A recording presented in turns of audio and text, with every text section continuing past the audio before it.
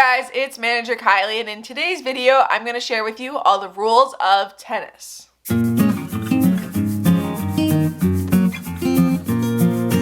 So today I'm going to go through the rules of tennis, how the game of tennis works, and especially if you're new to the sport, this will give you a general basics of how these sports work, both if you're going to try to play the sport and if you're interested in watching the sport. I'm going to go through a little bit about scoring and kind of some of the basic rules on what you can and can't do. But if you guys are interested in learning more sports administration content just like this, definitely the subscribe button, turn the bell so you get notified every time I upload, as I post a new video every single Wednesday at 2 p.m. Eastern Time. And we're going to dive into some of the rules of tennis.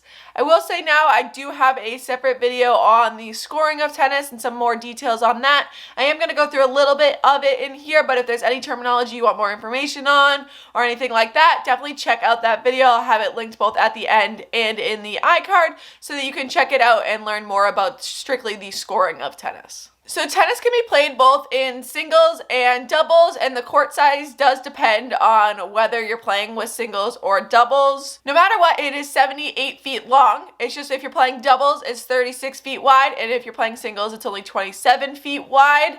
And the goal of tennis is to score more points than your opponent, win more games than your opponent, and then finally win more sets than your opponent. Also, the net is 3.5 feet above the ground, so it touches the ground on the bottom and then it goes up 3.5 feet, and you're hitting the ball back and forth over that net. The game starts with a serve, so one player is going to serve the ball over the net, and to have a successful serve, they're going to serve it from one side of the court, and they're going to serve it across the court over the net into the front box of the opponent's court. So on the front of the court, there's two small boxes that split the court in half, and you are serving across the court to your opponent's box that is opposite of the side of the court you're standing on.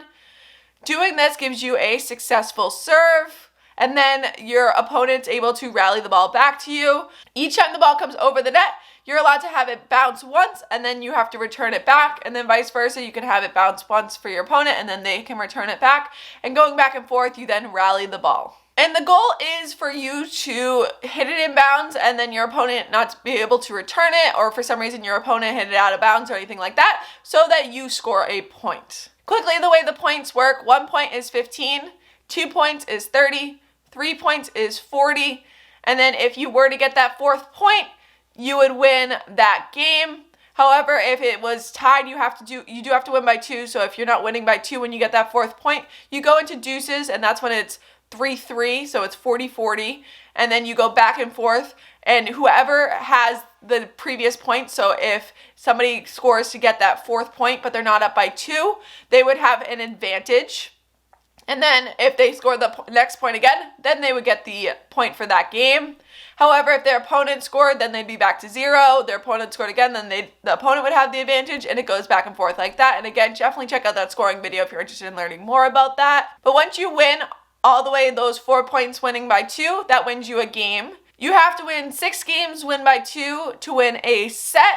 And then for women, generally you have to win best 2 out of 3 for sets, and for men's you have to win best 3 out of 5 for sets. If for some reason there was to be a tie and it was 6-6 because you hadn't won by 2, then that would go into a tiebreaker. So generally one server serves the entire game, and then the next game the opposite team serves. However, if it was to go into a tiebreaker game, you would switch back and forth on which team or individual is serving, and then you would go back and forth until somebody got 7 points. So that would be a little bit longer of a game, and it would go back and forth till somebody got 7 points, won by 2. So that's kind of the basics of how the scoring in tennis works and how the game of tennis works, but there are a lot of things you can't do in tennis, and all these things you can't do cause your opponent to get a point.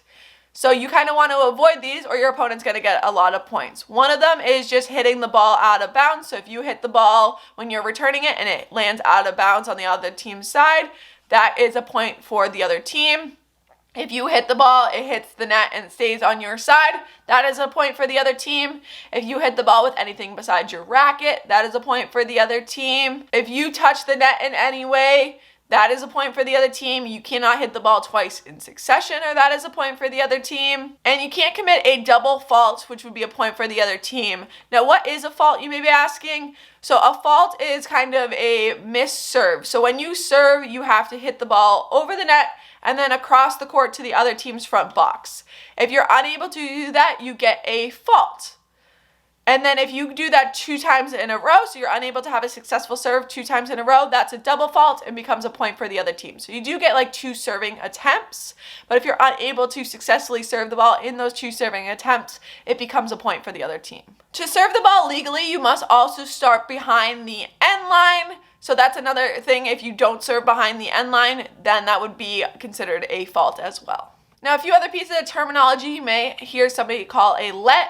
What a let is a serve that hits the net when it goes over, and what that is, it just means it's going to be a reserve, but no fault is given. So if you have a let and then another fault, that wouldn't be your double fault, that would just be you get a third serve that way. A let allows you, if you miss serve and happen to hit the net, that you just get a new serve no matter what. And then another piece of terminology is an ace. And this is actually something pretty good if you're able to do this. This means you were able to serve the ball and the opponent was either unable to return the ball at all or they returned it out of bounds in some way. So what that is it gives you a point just from straight serving. You didn't even have to do anything after that. Your serve caused you to get a point. So that's some of the basic rules of tennis. Again, I will have that scoring video if you're interested in learning more specifically about the scoring of tennis. If you have any questions about tennis at all, definitely let me know in the comments down below. But I hope you guys enjoyed watching, and I will see you guys next Wednesday.